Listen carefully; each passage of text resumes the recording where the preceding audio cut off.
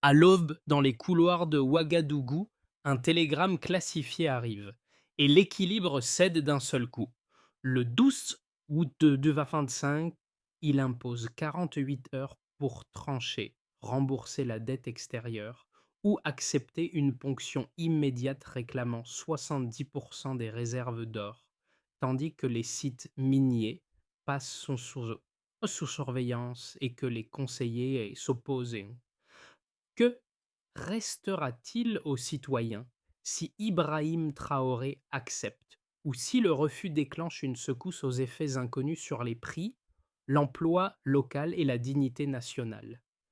Après ce matin-là, plus rien ne redevient neutre. Ce récit ne cherche pas à juger une décision, mais à en mesurer le prix réel, loin des slogans et des réactions immédiates. L'enjeu dépasse un simple arbitrage budgétaire. Il touche à la capacité d'un État à décider sans contrainte directe lorsque le temps est compressé et que chaque option comporte un coût caché. Pour comprendre cette séquence, c'est éclairer ce qui se joue, quoi. C'est pour les finances publiques, pour les entreprises locales et pour la population ordinaire, bien avant que les effets ne deviennent visibles. La promesse est claire, certes. C'est clair. Suivre les mécanismes précis par lesquels une exigence comptable se transforme en levier politique, puis en symbole national. Derrière les chiffres, Fapata, il s'agit de savoir comment une ressource stratégique change de statut et pourquoi une décision présentée comme technique redessine une souveraineté fragile. Le bénéfice pour le lecteur est concret. Distinguer les coûts immédiats des effets durables et identifier chasse qui paye réellement le prix d'un choix présenté comme inévitable. La question centrale n'est donc pas seulement que faire, mais qui supporte les conséquences lorsque le temps manque. Le mini-révélateur est brutal et tient en 200 chiffres qui ne se parlent jamais. D'un côté, 5,6 milliards de dollars de dette extérieure. De l'autre, 70% des réserves d'or nationales exigées comme gage immédiat. Ce rapprochement, compressé dans 48 heures, révèle l'essentiel. L'équation n'est pas budgétaire, elle est politique. La dette ne cherche pas seulement à être remboursée. Elle teste jusqu'où un État accepte de lier sa survie financière à la cession de son principal levier stratégique. À ce moment précis, Ibrahim Traoré comprend que la demande dépasse un calendrier de paiement. Le chiffre de 70% agit comme un seuil. Il mesure la frontière entre négociation et subordination.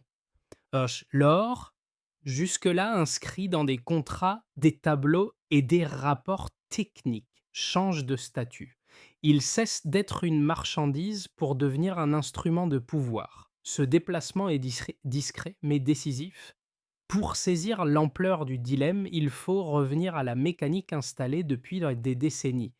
Le Burkina Faso est un producteur d'or reconnu, mais capte historiquement une part limitée de la valeur créée.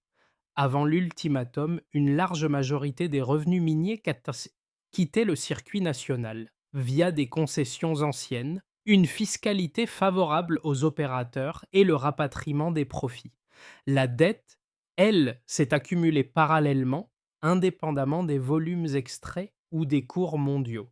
Cette architecture crée ça passe une dépendance circulaire. Les ressources City finance seulement partiellement l'État. L'État contracte pour combler l'écart.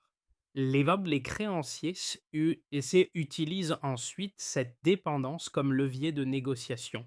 Le télégramme du 12 août n'invente rien. Il accélère un processus ancien et le rend visible en le compressant dans le temps. Dans ce cadre, accepter ou refuser n'est pas symétrique. Accepter stabilise à court terme, mais fige un modèle d'externalisation durable. Refuser ouvre une zone d'incertitude avec des coûts immédiats, mais introduit une rupture dans la logique de dépendance. La bascule est là. Ce n'est pas l'or qui garantit la dette. C'est la dette qui redéfinit la valeur politique de l'or. Et cette bascule place Ibrahim Traoré face à une question rare. À partir de quand une ressource cesse-t-elle d'être négociable?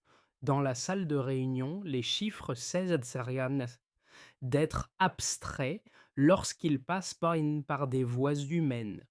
Autour de la table, Ibrahim Traoré n'est pas seul, mais il reste le point de gravité.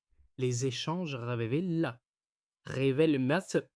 moins des positions figées que des temporalités qui s'affrontent. Chacun parle depuis un horizon différent. Et c'est là que la décision commence déjà à se produire des effets.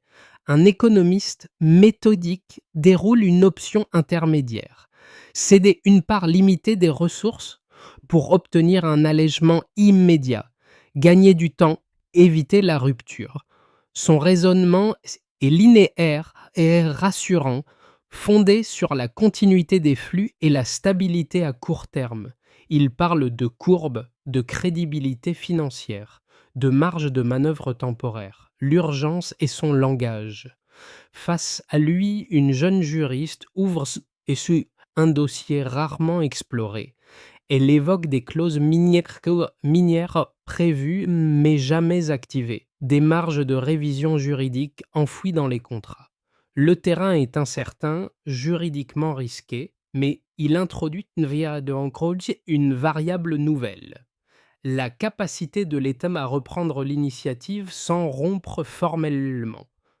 Ce n'est pas une solution rapide. C'est un pari sur la durée. Un troisième conseiller, issu du secteur sécuritaire, déplace encore le débat. Il ne parle ni de dette ni de contrat, mais de sites, de routes, de contrôle physique. Il rappelle qu'avant toute annonce, les rumeurs circulent, les perceptions s'installent et le terrain réagit.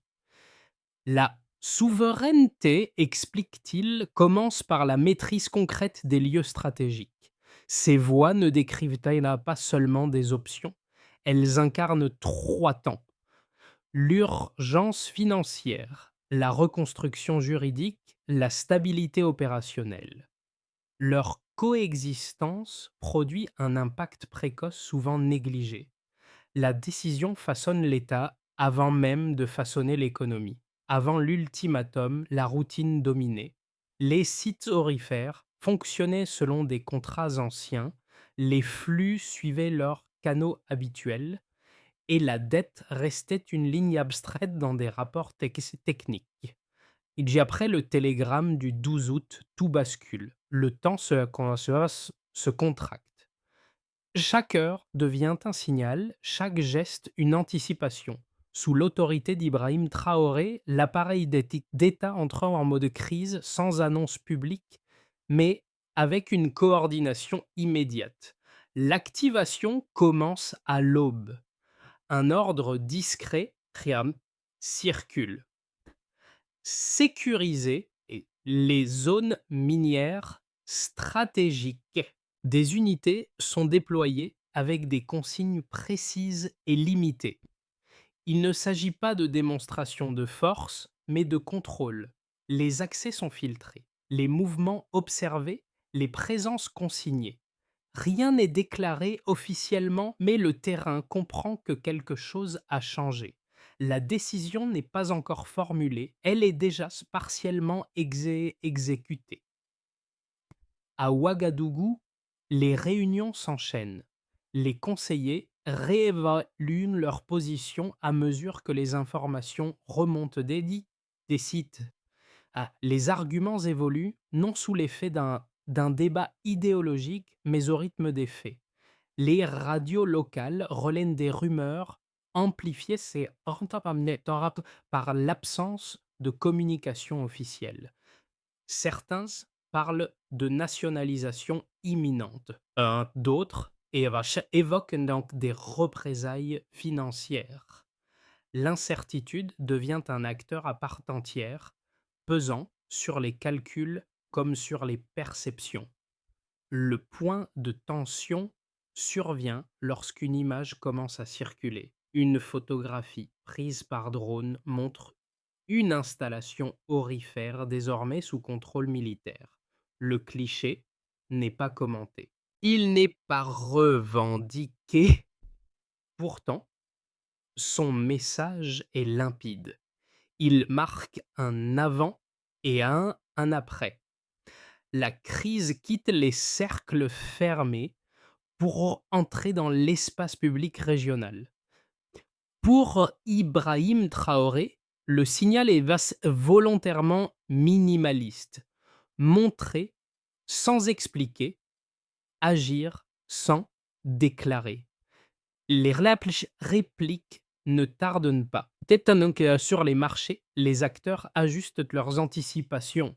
Certaines entreprises minières suspendent des opérations non essentielles dans l'attente de clarification.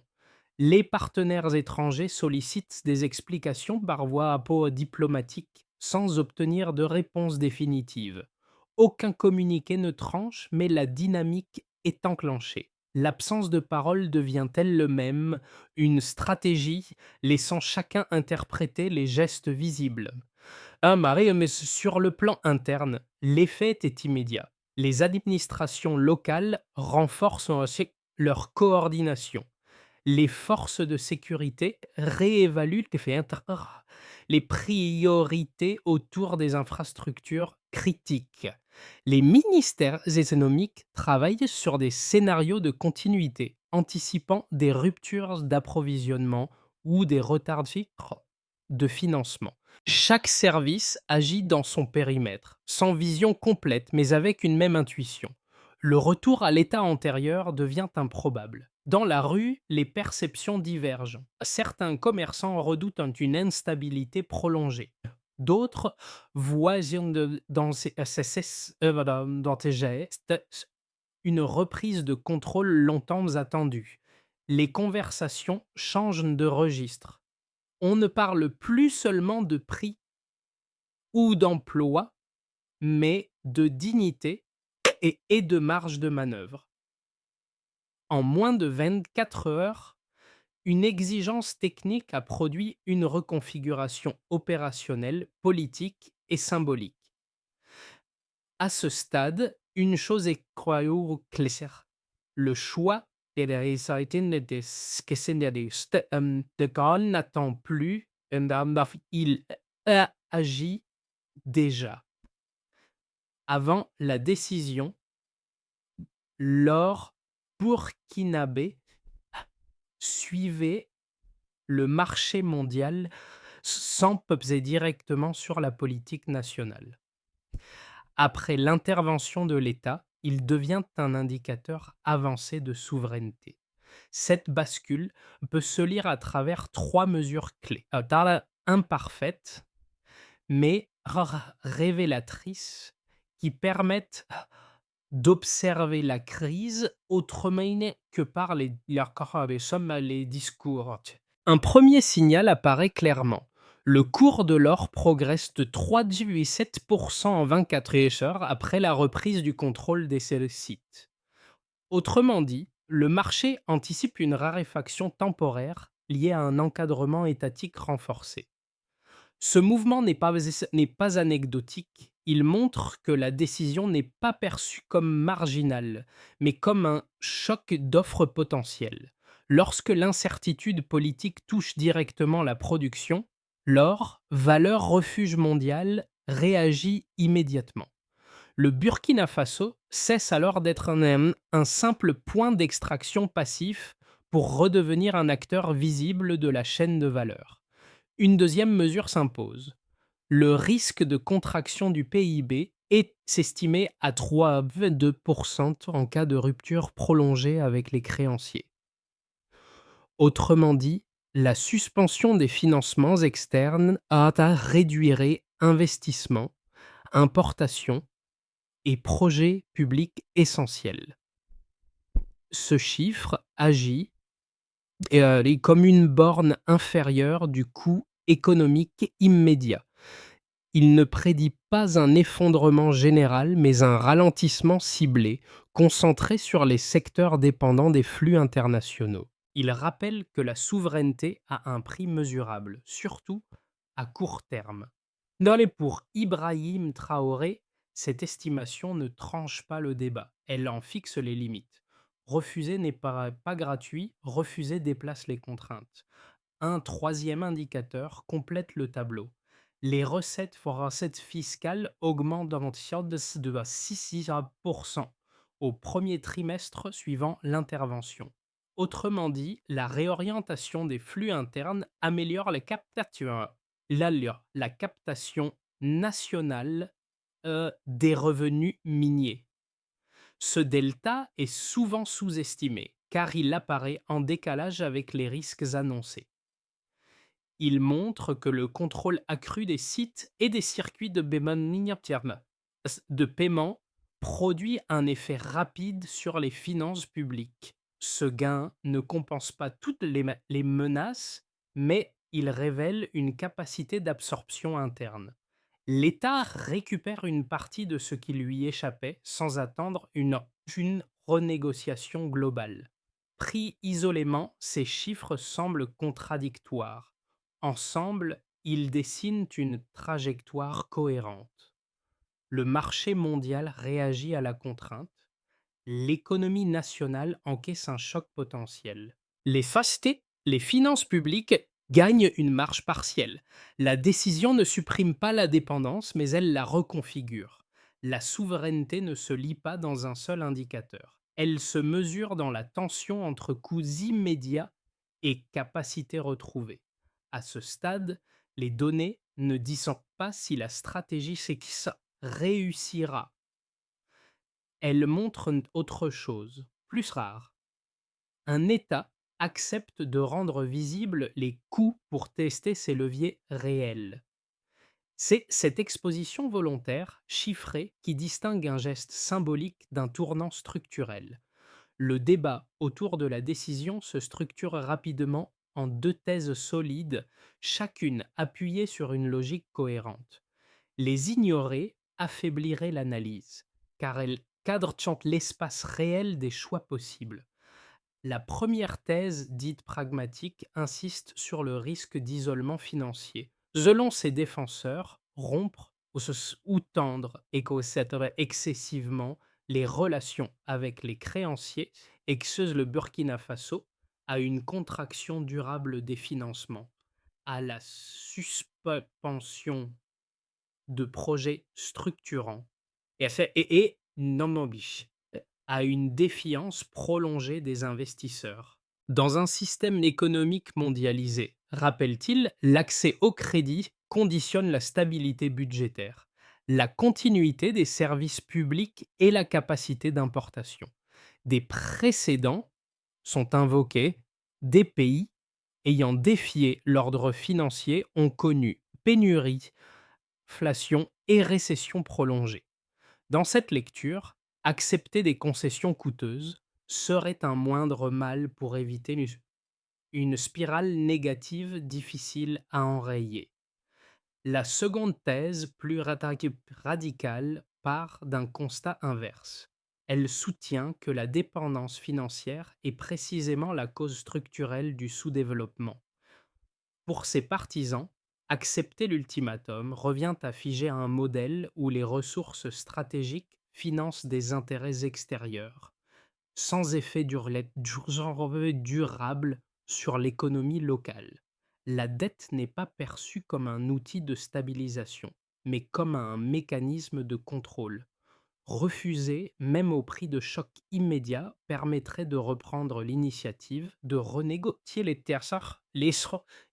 termes du rapport de force et de créer un précédent pour d'autres pays du Sahel confrontés aux mêmes contraintes. La réponse à ces deux thèses ne consiste pas à les neutraliser, mais à les mettre et en tension et là, avec les données observées.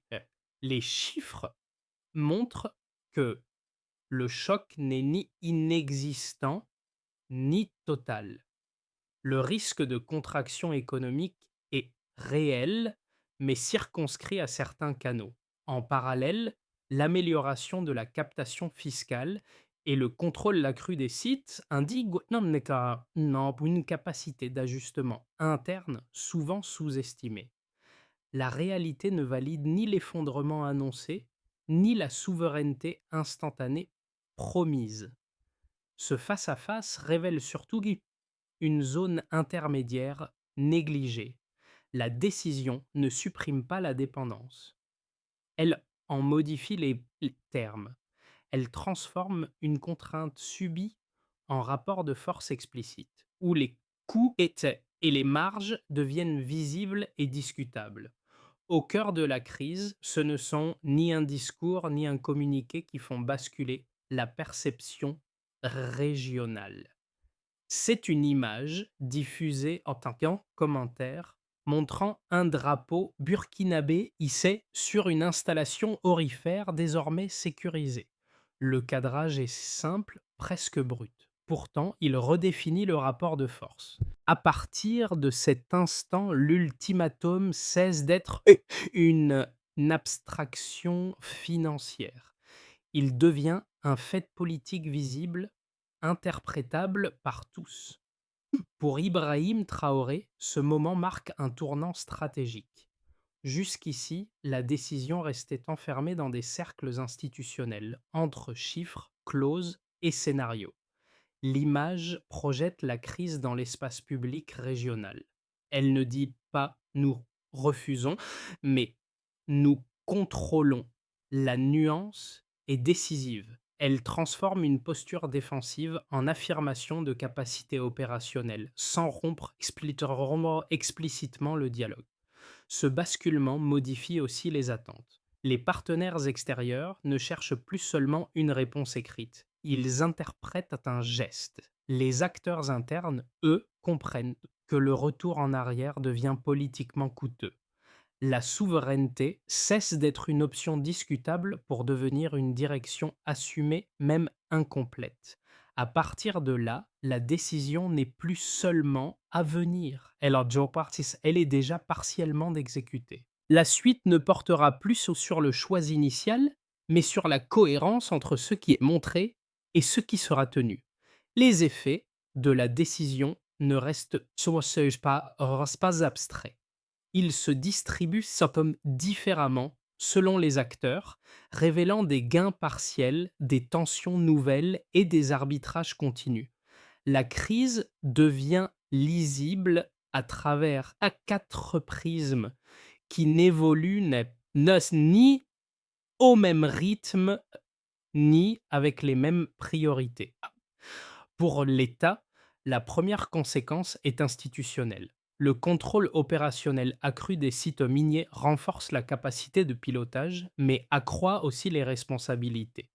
Les administrations financières doivent absorber des flux plus visibles, tandis que les ministères régaliens coordonnent sécurité, fiscalité et diplomatie. Sous l'impulsion d'Ibrahim Traoré, l'État gagne en visibilité stratégique, mais s'expose davantage aux pressions extérieures. Chaque décision est observée en temps réel. L'erreur coûte plus cher, car elle est immédiatement interprétée comme un signal politique.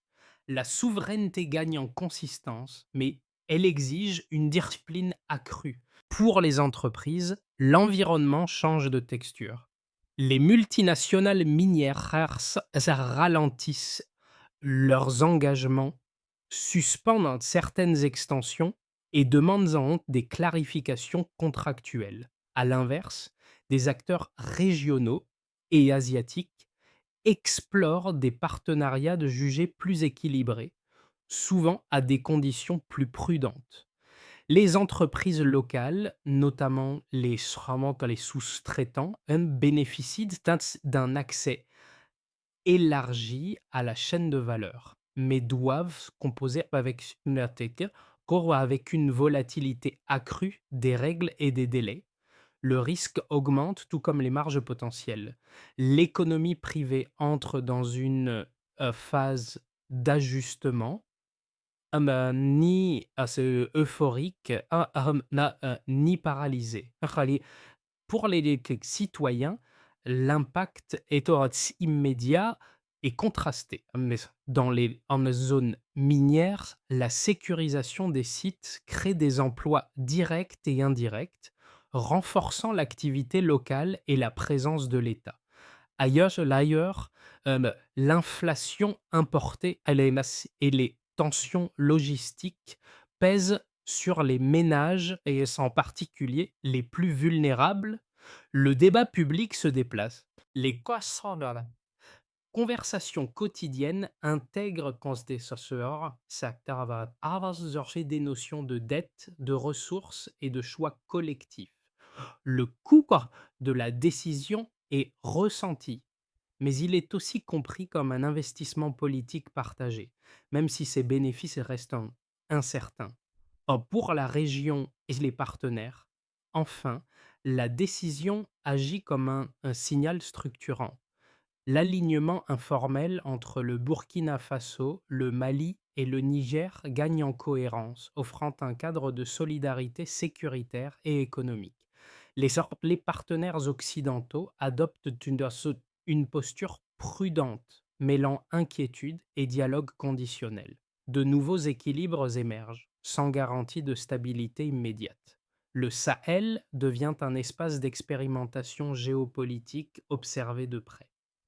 Pris ensemble, ces effets dessinent une réalité nuancée.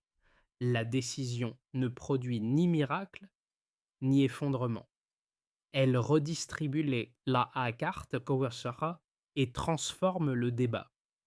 Il ne porte plus sur la possibilité d'agir, mais sur la capacité à assumer durablement les conséquences sous la direction d'Ibrahim Traoré. À l'horizon des 6 à 12 prochains mois, la trajectoire du Burkina Faso reste ouverte. 3 scénarios crédibles se dessinent, non comme des prédictions, mais comme des cadres de lecture permettant d'évaluer la cohérence entre les choix posés et leurs effets cumulés. Chacun implique des arbitrages distincts et des rythmes d'ajustement différents. Dans un scénario de base, celui de l'ajustement sous contrainte, le pays maintient une ligne de souveraineté prudente tout en composant avec des pressions financières persistantes. Les relations avec certains créanciers demeurent tendues, mais un dialogue minimal évite l'escalade. Comme les financements externes se raréfient sans disparaître totalement. L'économie progresse lentement, portée par une meilleure captation des revenus miniers, sans compenser entièrement la réduction des flux internationaux. L'État priorise les dépenses essentielles, reporte certains projets et accepte une croissance modérée. La stabilité est préservée au prix d'une vigilance constante et d'une gestion fine des arbitrages budgétaires. Dans un scénario optimiste, celui de la reconfiguration régionale, la décision initiale produit un effet d'entraînement. Les coopérations avec les pays voisins s'intensifient sécurisant les flux commerciaux et certaines infrastructures critiques. De nouveaux partenariats émergent progressivement sur des bases jugées plus équilibrées, permettant de lisser les chocs économiques. les recettes publiques les gagnent en prévisibilité, la confiance interne se renforce et l'investissement local reprend prudemment. Le pays consolide une position régionale affirmée sans rompre totalement avec l'économie mondiale. La transformation reste graduelle, mais la trajectoire devient lisible. Dans un scénario pessimiste, celui de la crête étroite, les tensions s'aggravent,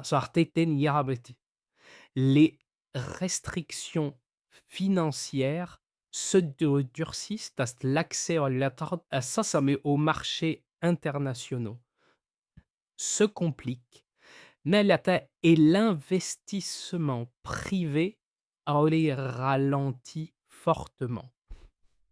L'inflation pèse davantage sur les ménages, mettant à l'épreuve la cohésion sociale. L'État concentre son action sur la gestion de l'urgence au détriment des réformes structurelles et structurelles. La souveraineté est préservée sur le principe, mais au prix d'une résilience économique sollicitée en continu. Ces scénarios partagent un point commun essentiel. Aucun ne permet l'immobilisme.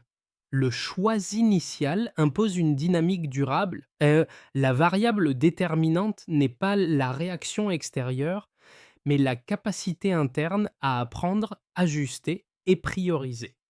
La recommandation de lecture est simple. Ne pas confondre trajectoire et verdict. Les prochains mois diront moins si la décision c'était juste que si elle a été suivie avec cohérence. Au-delà des indicateurs macroéconomiques, la décision se traduit par des ajustements concrets dans la vie quotidienne. Elle touche des trajectoires individuelles parfois discrètes, mais révélatrices de la manière dont une option politique descend dans le réel, avec ses contraintes et ses attentes nouvelles. Pour les travailleurs du secteur public, la période ouvre une zone d'incertitude mêlée de responsabilités. Enseignants, agents administratifs et soignants perçoivent le choix comme un signal politique fort, mais aussi comme une contrainte budgétaire potentielle. Les, les ressources sont comptées, les demandes nombreuses, et chaque dépense devient un arbitrage visible. Le sentiment dominant n'est ni l'enthousiasme ni la crainte, mais une vigilance accrue face à l'usage de l'argent public et à la continuité des services essentiels. Pour les habitants des quartiers populaires, l'effet est plus immédiat. La hausse de certains prix importés et les tensions logistiques pèsent sur les ménages, en particulier les plus vulnérables. Pourtant, un changement de discours apparaît. Les conversations ne se limitent plus aux difficultés du quotidien. Elles intègrent des notions de dette, de ressources nationales et de choix collectifs. La décision est vécue comme un sacrifice assumé par le pays, même si ses bénéfices restent lointains et incertains. Pour les jeunes et les entrepreneurs locaux, la période agit comme un révélateur. Certains perçoivent une fenêtre d'opportunité dans un environnement moins dominé par les acteurs extérieurs.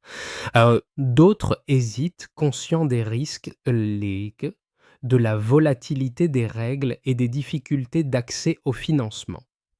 L'envie d'initiative progresse, mais elle se heurte à des contraintes réelles de débouchés et de capitaux. Ces groupes vivent la décision différemment. Ce qui les relie, en revanche, est un déplacement du rapport à l'avenir. L'incertitude n'est plus seulement subie, elle devient un paramètre avec lequel chacun doit composer au quotidien. Transformer une décision de rupture en trajectoire durable exige une exécution méthodique. Et à ce stade, l'enjeu ne relève plus du symbole, mais de l'ingénierie politique et administrative. La cohérence entre les gestes posés et leur traduction opérationnelle devient décisive, car chaque étape conditionne la suivante.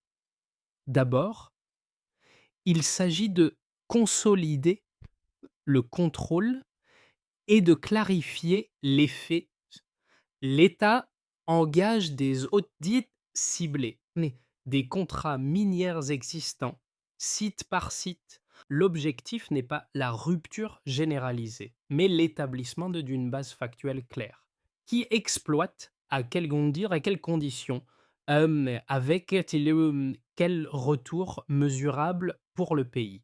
Cette phase réduit l'asymétrie d'information avant toute renégociation. Ensuite, il devient essentiel d'institutionnaliser la supervision. Une structure dédiée est envisagée pour suivre les flux, limiter les fuites et améliorer la traçabilité des revenus. Les montants récupérés sont fléchés vers des usages identifiables afin de renforcer la crédibilité interne et externe. Le contrôle de fait devient alors un contrôle institutionnel, mesurable et contestable. Puis, en passant, une priorité consiste à diversifier les leviers économiques. Réduire la dépendance alors devient prioritaire par des investissements ciblés dans l'agriculture, les infrastructures (AAC) et les services essentiels en privilégiant des partenariats régionaux. L'objectif est d'élargir l'assiette économique sans créer de nouvelles vulnérabilités financières. Enfin, il faut amortir les chocs sociaux. Des mécanismes de protection sont renforcés pour les populations les plus exposées aux ajustements économiques. Emploi local, éducation et filets sociaux deviennent des variables de stabilité, non des coûts secondaires. Enfin, sous l'impulsion d'Ibrahim Traoré, multiplier les canaux de dialogue sans revenir sur le principe de souveraineté. La négociation remplace l'ultimatum, la diversification remplace l'alignement exclusif. Cette feuille de route n'élimine pas les risques, elle les organise et les rend pilotables. Dans la salle de réunion évoquée au début, les voix se sont tues depuis longtemps, mais leur écho demeure. Les arguments techniques, juridiques et sécuritaires, entendus ce jour-là, ont laissé une trace durable. Ils rappellent qu'un État n'avance jamais d'un seul bloc, mais par arbitrage successif, souvent inconfortable, parfois solitaire. Hop, ce moment n'a rien d'héroïque. Il est fait d'hésitation, de calcul et de responsabilité assumée. Avec le recul, la décision portée par Ibrahim Traoré apparaît moins comme un geste isolé que comme un point d'alignement. Les chiffres, les images et les premières conséquences convergent vers une même exigence: maintenir la cohérence entre le discours et l'action. La souveraineté ne se proclame pas, elle s'exerce dans la durée à travers des choix imparfaits, mais suivis d'efforts concrets et répétés. Chaque clause relue, chaque site sécurisé, chaque négociation engagée prolonge ce premier instant de doute collectif. Le symbole ne tient que s'il est soutenu par une capacité à gérer les coûts, à corriger les écarts et à accepter les tensions internes. C'est là que se joue la crédibilité réelle du Shui. Et une idée, on nous en détendu, Sotavamakr Amia Mahawi, Viaso du clos résume cet état d'esprit. C'est choisir, c'est accepter et attends, de porter les conséquences Cette phrase ne promet ni victoire rapide, ni reconnaissance immédiate.